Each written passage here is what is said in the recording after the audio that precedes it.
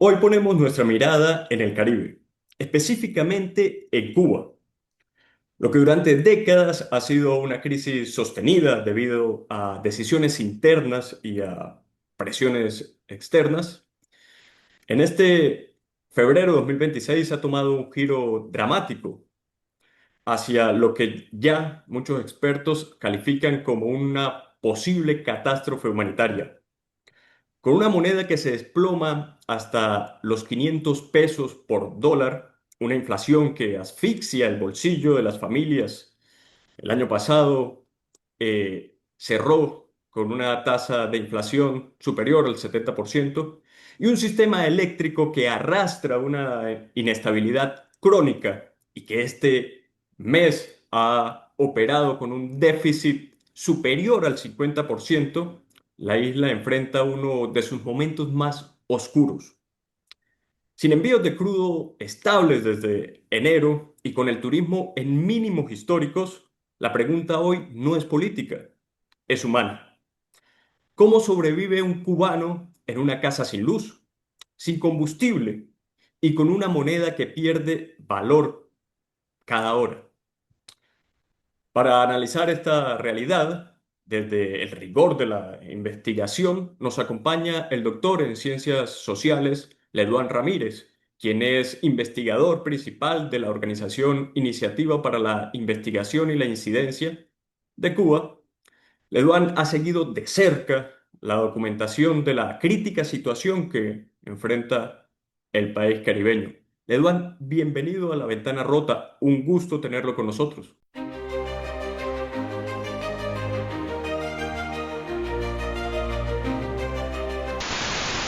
Muchísimas gracias por la invitación y agradezco la oportunidad de estar con ustedes y con su audiencia.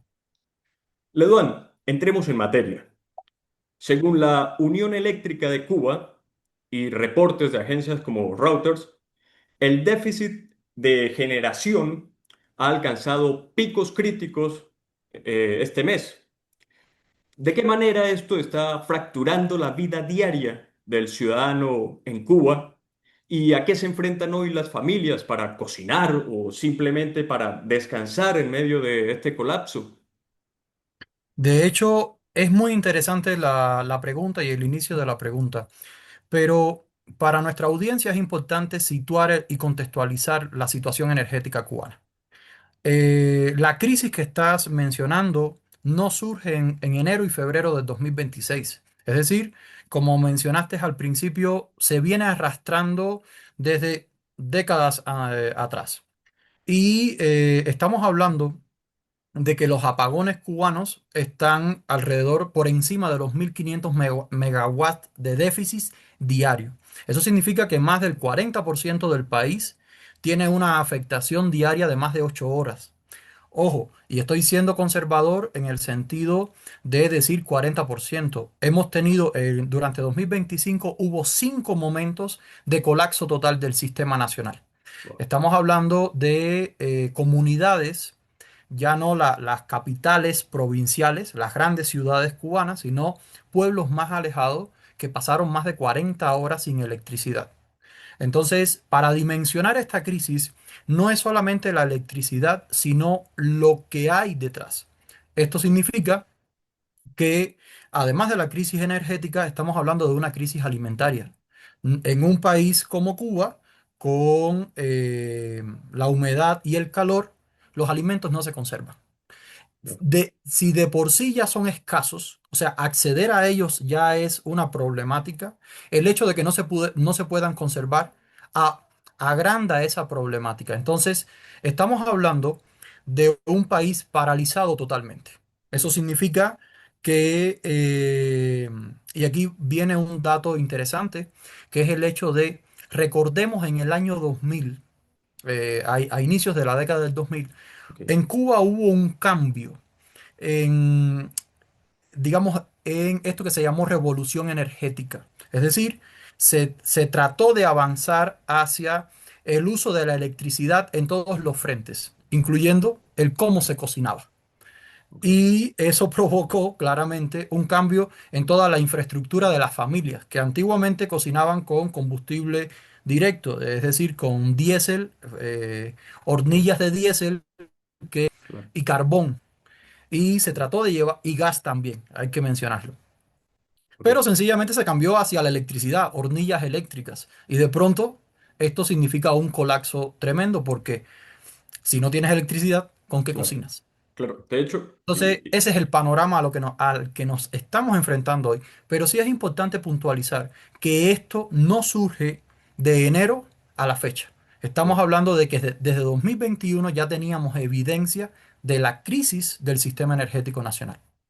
Sí, de hecho, a ver, leo justamente un artículo de France 24, eh, publicado a principios de este mes, en el que se expone lo siguiente, y leo un fragmento.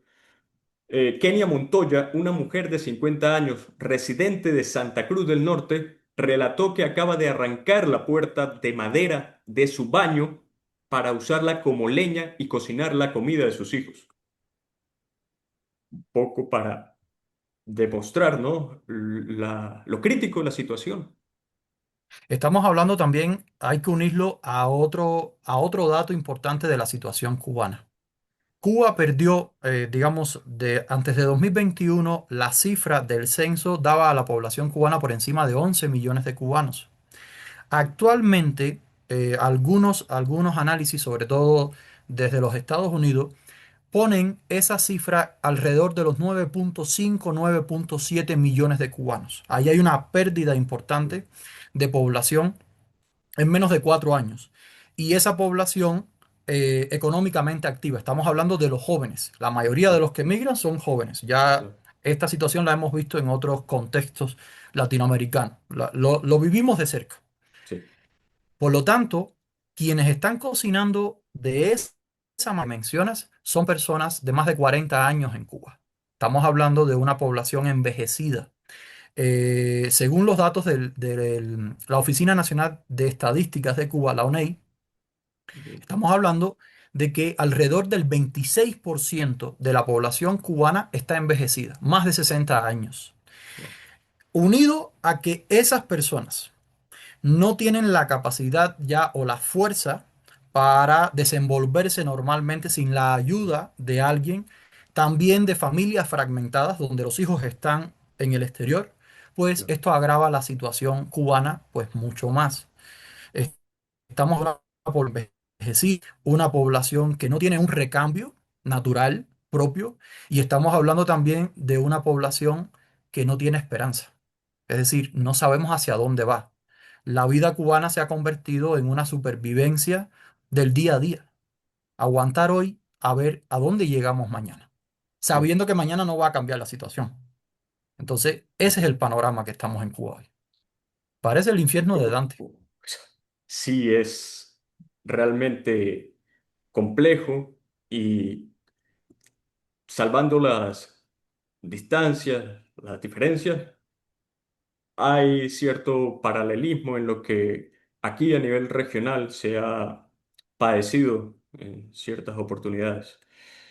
¿Sabe? Otro aspecto de la vida que justamente se ve afectado es por supuesto, el abastecimiento de combustible, ¿no? ¿Cuál es la situación ahora mismo del transporte público y privado y cómo esto está afectando, por ejemplo, el acceso a servicios de salud e incluso a movilizar a las personas hacia sus puestos de trabajo? De hecho, hace unos días el dirigente cubano, Miguel Mario Díaz-Canel, salió a dar una conferencia grabada, no en vivo, grabada, donde dijo que el país estaba en una situación crítica, no dio muchos resultados, pero a raíz de esa comparecencia salieron otros dirigentes a dar una serie de propuestas. Básicamente, la principal es la paralización de la vida cubana, en todos los sentidos. Ok, Esto ha involucrado, por ejemplo, que universidades pasen al sistema semipresencial o prácticamente a distancia. Pero la pregunta es, bueno, si en Cuba tienes baja infraestructura de Internet y encima claro, no tienes electricidad, ¿cómo vas a tener las clases a distancia? Esto que, por claro, ejemplo, ahorita nosotros podemos hacer desde México hasta Venezuela. Esa es la primera situación, una paralización completa de la vida nacional. Una segunda consecuencia está en cuáles han sido las prioridades a las cuales se les ha dado la jerarquía en la distribución de combustible. Y lo interesante de las notas que nosotros vemos diariamente desde Cuba es que la prioridad ha sido a los sistemas policiales y represivos cubanos. Wow, Es decir, el combustible, el poquito combustible que hay en las reservas cubanas no se ha destinado, por ejemplo, a la garantía de la salud, de la educación, de la infraestructura económica nacional. Ha sido a los servicios de represión y a los hoteles. ok, Entonces, estamos hablando también de que el gobierno cubano se ha reestructurado no en función de las necesidades sociales de su población, de su ciudadanía, de las necesidades diarias, comida, transporte, claro, vivienda, no, se ha dedicado a aquellas funciones que le garantiza la supervivencia al gobierno. claro, Entonces, claro, esto uno pudiera decir, no, pero es que estás sesgado y estás viendo desde una sola perspectiva. No, no lo estamos diciendo nosotros como investigadores. Lo está diciendo la misma cúpula del gobierno, no solamente a nivel nacional, sino también a nivel provincial.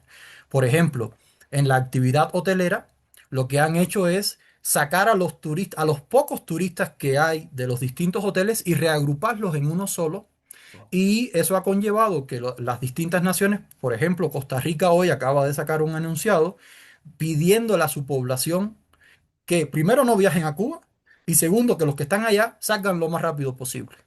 Lo mismo pasa con Canadá. Emitió sí, una alerta de viaje de que si no es necesario, no viajen. Entonces, lo que estamos viendo es una pérdida real de la vida normal de un país. Hoy por hoy, entramos a Cuba y conseguir una aspirina es una odisea. ok, Entonces, es puntualizar eso. ¿Tienen combustible? Sí. ok, Pero ese poquito combustible que es producto de las reservas que tenía las Fuerzas Armadas Revolucionarias, ok, las llamadas FARC, está siendo destinado a estas dos principales tareas. Bueno, tres. Represión, gobierno o la cúpula gubernamental para que se mueva claro. y actividades del turismo. Y de hecho ocurre en un momento donde no va nada bien con el sector, ¿no? Porque si bien solía ser de alguna manera el salvavidas de la economía, por así llamarlo, y la joya del régimen, leo datos de la Oficina Nacional de Estadística que informan que 2025 fue una caída libre total. Sí, ha sido el peor año desde 2002. Y algo importante en esto es que el sector turismo solía ser o suele ser en Cuba un- una puerta importante para el ingreso de divisas.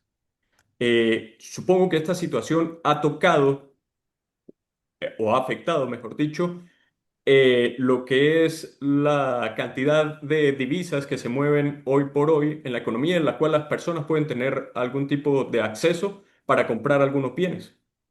Así es, así como lo acabas de definir.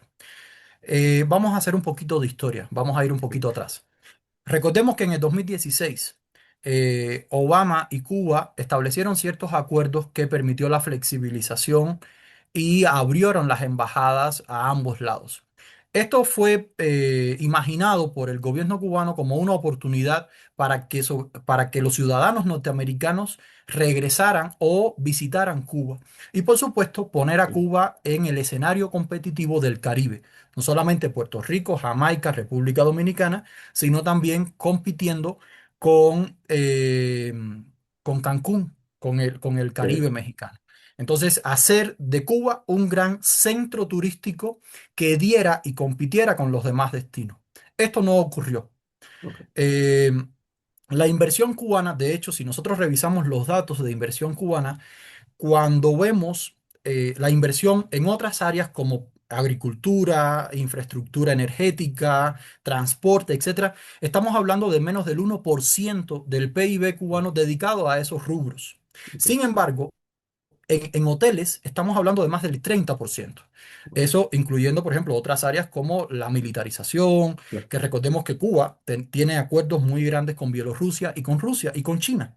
sí, Las bases, por ejemplo, de radioespionaje chinas en Bejucal, en Santiago de Cuba, tienen que ver con eso. ok, Entonces, esa inversión hotelera no se vio reflejada en la cantidad de personas que visitaban la isla. ok, ¿Por qué? Bueno, hay varias razones ahí y el contexto es importante. Recordemos que después de Obama llegó el primer mandato de Donald Trump y por tanto muchas de las medidas abiertas con Obama se restringieron o se limitaron en ok, muchos aspectos. Después de eso tenemos la pandemia del COVID que limitaron los viajes de claro, manera muy, muy importante a nivel mundial. Y un tercer elemento es la propia capacidad, o mejor dicho, la propia infraestructura logística ok, de la isla cubana. Estamos hablando de un país que en todo este tiempo no fue capaz de solucionar los problemas energéticos nacionales. Por lo tanto, te encontrabas una isla donde acceder a una pastilla, ok, sencillamente por un dolor estomacal, no podías hacerlo. También donde moverte de un lugar a otro, pues también era difícil. Entonces, al turismo no se le hizo atractivo. claro, Independientemente de eso, una pérdida en la calidad del servicio. Estamos ok, hablando de, y lo hemos visto desde entonces, estamos hablando de hoteles donde faltaba la comida, no había higiene, no había cambio de determinadas sábanas, llegar era ok, difícil, sobrecosto de los servicios, etcétera. Entonces, se fue perdiendo el interés en ese mercado. Muchos hoteles, poca ocupación. Y entonces estamos hablando que eso tiene una consecuencia directa sobre la economía nacional. Recordemos que la economía cubana se sostenía en dos grandes pilares. Primero, la exportación de servicios, los claro, médicos, los maestros, etcétera, por todos lados. Ese era el primer rubro. Un segundo rubro los servicios hoteleros. Y un tercer wow, rubro que no se menciona en las estadísticas cubanas era el envío de remesas.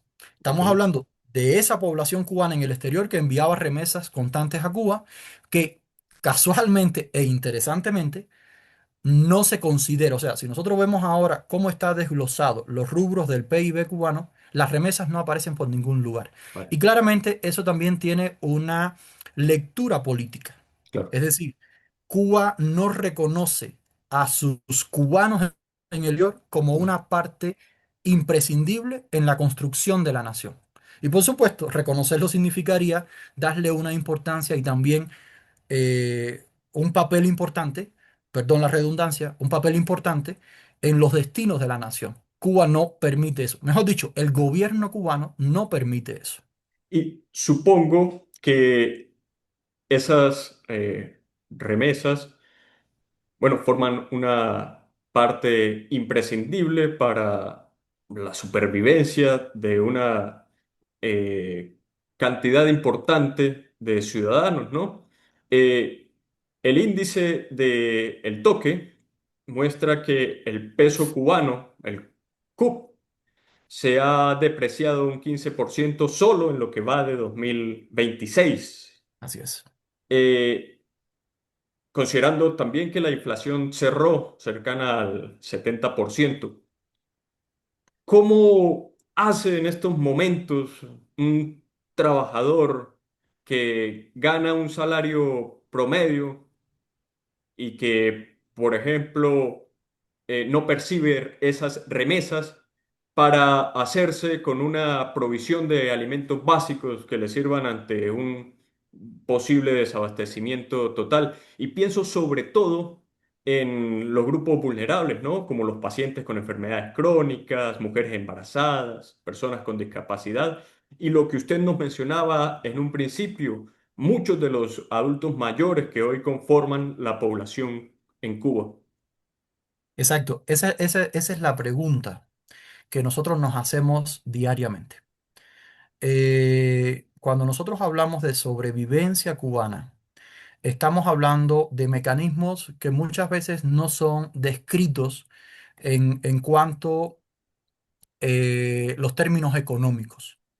Entonces, estamos hablando primero una cooperación o una red de apoyo indirecta.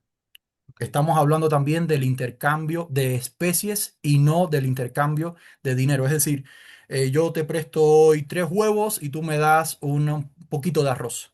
ok, Y eso se da en un nivel informal a nivel de barrio.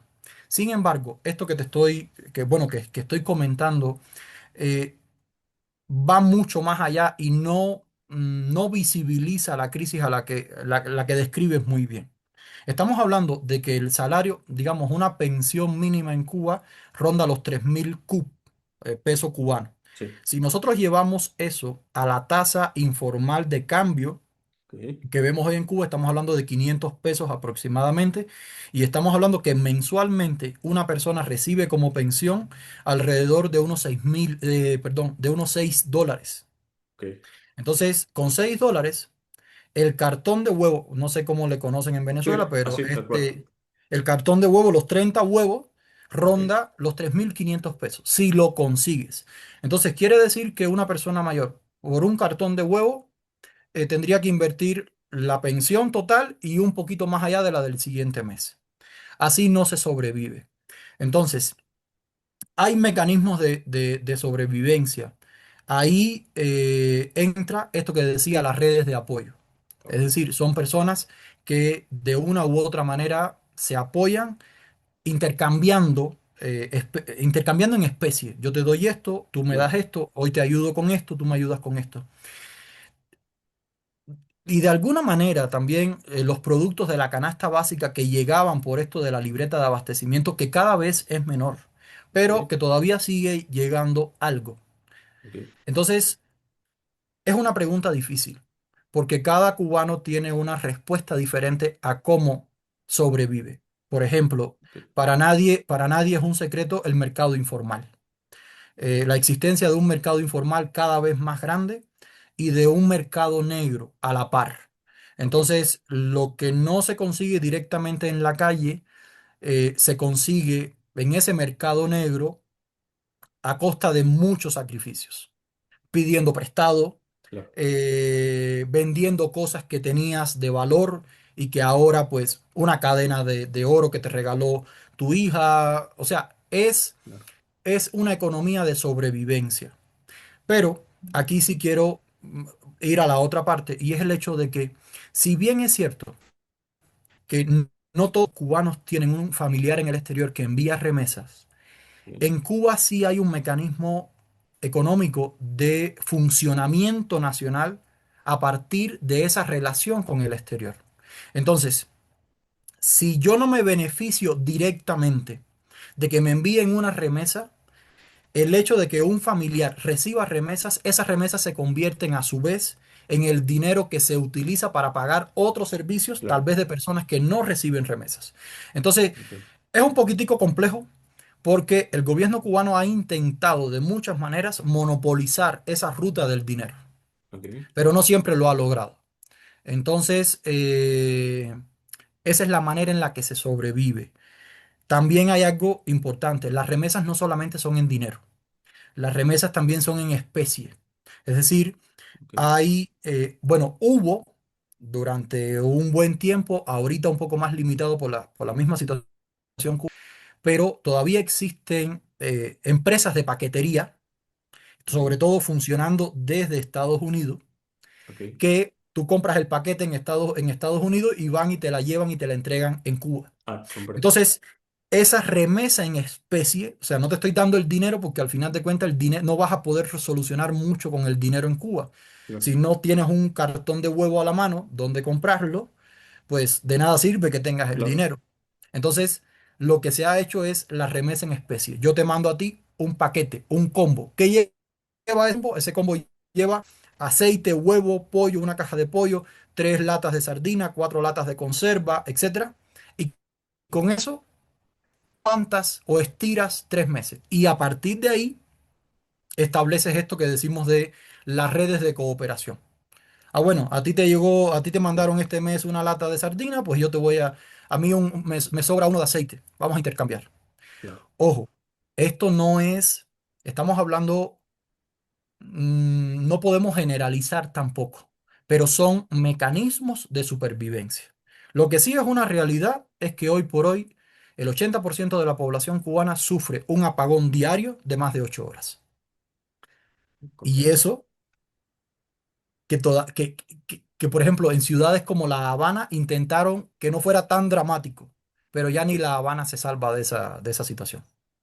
Sí, de hecho he leído que en otras provincias pueden llegar a ser apagones de días y, y es un tema complicado y que nos toca porque, como usted ya lo mencionó, el clima también de Cuba hace que sea difícil conservar alimentos, hace que sea difícil la vida diaria. Eh, entonces, realmente nos sentimos también de alguna manera, eh, nuevamente salvando las distancias, identificados.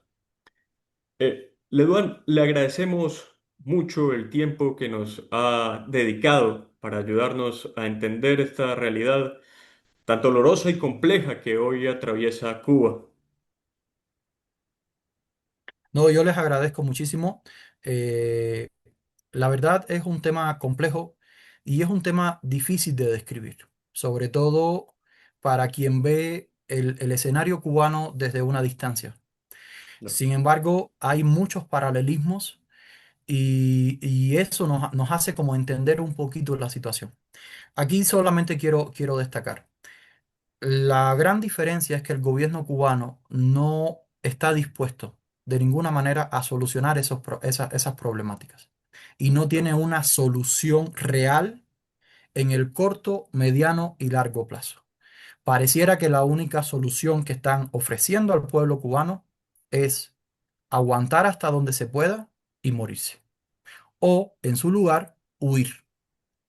Pero ya esa solución, la tercera, huir, ya es cada vez más difícil porque se están cerrando todas las puertas. no. Entonces, ese es el escenario desgraciadamente apocalíptico que estamos viendo. No, no, ojalá eso cambie mañana, pero desgraciadamente así se está viviendo en Cuba. Un sacrificio total. Ojalá cambie la situación por el bien Ojalá. de todos los cubanos. A ustedes, gracias por acompañarnos. Hemos conversado con Leduán Ramírez, investigador principal de la organización Iniciativa para la Investigación y la Incidencia de Cuba, sobre la fragilidad de la vida cotidiana en el país caribeño. Este febrero de 2026, acontecimientos en pleno desarrollo. Una realidad que, aunque geográficamente lejana, resuena con fuerza en nuestra propia historia nacional y sobre todo regional. Hasta la próxima.